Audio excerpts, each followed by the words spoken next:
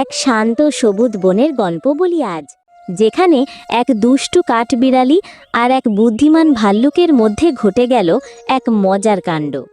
এই হচ্ছে টুকটুক, বনের সবচেয়ে কৌতূহলী আর একটু দুষ্টু কাঠবিড়ালি।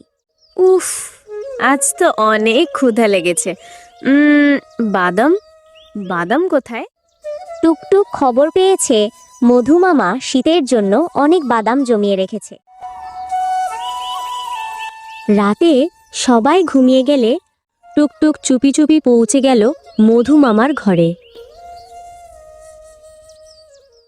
মধুমামা সেই সময় খুব আরাম করে ঘুমিয়ে আছে, পাশে বাদাম রাখা আছে, আর টুকটুক আস্তে আস্তে মধুমামার ঘরে ঢুকে পড়ল। কই কই বাদাম কই রেখেছে? এই তো বাদাম। মজা, খুব মজা করে আজ বাদাম খাবো। আজ অনেক খেয়েছি, একটু নিলেই বাকি হয়, পরে খাওয়া যাবে।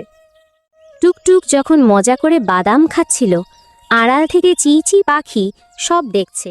টুকটুকে বুঝতেই পারল না কে একজন সব দেখছে। টুকটুক ইচ্ছে মতো বাদাম খেয়ে দৌড়ে চলে গেল। তখনই মধুমামার ঘুম ভেঙে গেল। বাদামের কাছে এসে বলল, বাদাম, আমার বাদাম কে খেলো? হায় হায়, আমার সব বাদাম খেয়ে ফেলেছে রে। ঠিক সেই সময় চিচি পাখি এসে মধুমামার কাছে বলল, মধুমামা, মধুমামা, আমি দেখেছি টুকটুক তোমার বাদাম চুরি করছে। চিঁচি পাখি মধুমামাকে সব কথা বলে চলে গেল। সবকিছু শুনে মধুমামা ভাবতে লাগলো, আমি একটা বুদ্ধি করব, দেখিও নিজেই কি শিক্ষা পায়। পরের দিন সকালে আবার টুকটুক ভাবছে, আজকে অনেক খিদে পেয়েছে, আবার মধুমামার ঘরে যাব, বাদামগুলো খেতে অনেক মজা লাগছে। এই বলে টুকটুক আস্তে আস্তে চুপি চুপি আবার মধুমামার ঘরে গেল বাদাম খেতে। মধুমামা এবার বাদামের সঙ্গে মিশিয়ে দিলেন লাল মরিচের গুঁড়া। আজ আবার কিছু বাদাম নেই। আহা, এই বাদামগুলো তো চেহারায় একেবারে ট্যাকা লাগছে। টুকটুক বাদাম দেখে তাড়াতাড়ি করে খেতে শুরু করলো। বাদাম খাওয়ার সাথে সাথে টুকটুক লাফাতে শুরু করলো। মুখে আগুন আগুন, হাঁচি হাঁচি, হ্যাচু হ্যাচু। এবার কেমন মজা লাগে দেখো।